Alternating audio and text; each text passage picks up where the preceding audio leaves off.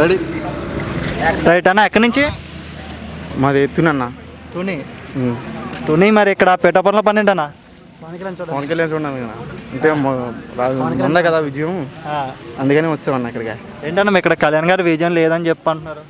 అదేంటన్నా side కదన్నా, one side అన్న పిఠాపురం మొత్తం 20,000 మెజారిటీ అంటే తక్కువ ఇస్తాం కదా. రైట్, ఇక్కడ మరి మెజారిటీ పక్కన పెడితే ఇక్కడ కళ్యాణ్ గారు నెగ్గినారు అంటారు. కళ్యాణ్ పక్కా నెగ్గారు.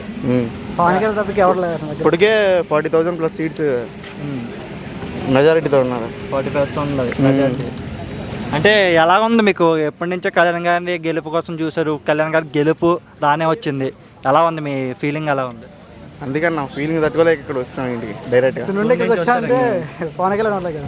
అంటే ఆయన చాలా మంది మంత్రులు వైసీపీ అసెంబ్లీ గేట్ కూడా దాటినామని చెప్పి అన్నారు కదా.